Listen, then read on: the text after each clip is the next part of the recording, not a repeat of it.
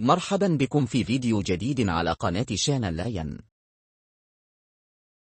في ظل استمرار أزمة دبلوماسية عميقة بين البلدين، بدأت السلطات الفرنسية التحقيق مع مسؤول في وزارة الاقتصاد متهم بالتجسس لصالح الاستخبارات الجزائرية وتقديم معلومات عن المعارضين الجزائريين بفرنسا، إضافة إلى موظف في إدارة الهجرة تعاون معه. ونقلت صحيفة لو بارزيان عن مصادر أن المسؤول يشتغل في قسم فرعي لوزارة الاقتصاد والتمويل، وقدم معلومات سرية عن المواطنين الجزائريين المعارضين في فرنسا لخدمة الاستخبارات الخارجية الجزائرية. وألقي القبض على المسؤول الذي يحمل الجنسية المزدوجة الفرنسية الجزائرية في 16 ديسمبر 2024 من قبل المديرية الفرنسية للأمن الداخلي DGSI، وكان المسؤول يقدم معلومات تتعلق بخصوم نظام الرئيس الجزائري عبد المجيد تبون. وفي 19 ديسمبر الماضي وجهت له تهم مرتبطة بجرائم التجسس، بما في ذلك التخابر مع قوة أجنبية وتقديم مجموعة من البيانات التي تقوض المصالح الأساسية للأمة. ووفق معطيات الصحيفة،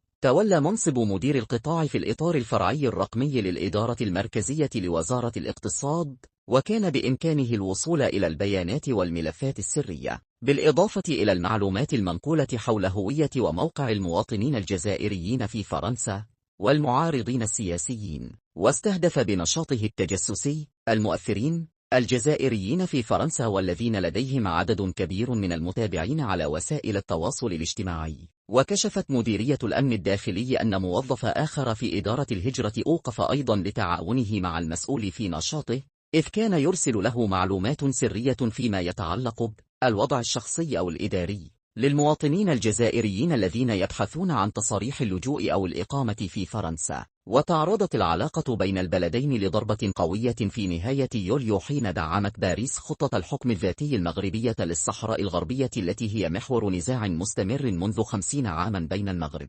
والجبهة الشعبية لتحرير الساقية الحمراء ووادي الذهب بوليساريو، المطالبة بالاستقلال والمدعومة من الجزائر، ورد الجزائر بسحب سفيرها في باريس. وتفاقمت الأزمة مع سجن الكاتب الجزائري الذي يحمل الجنسية الفرنسية بوعلم صنصل في الجزائر منتصف نوفمبر بسبب بتصريحات أدلى بها في فرنسا لموقع فرنسي معروف بقربه من اليمين المتطرف، وتبنى فيها موقفا مغربيا يقول إن أراضي مغربية انتزعت من المملكة في ظل الاستعمار الفرنسي لصالح الجزائر. وأدى توقيف السلطات الفرنسية في بداية العام مؤثرين جزائريين بتهمة التحريض على العنف ومحاولة ترحيل جزائريين رفضت الجزائر استقبالهم إلى تفاقم الوضع.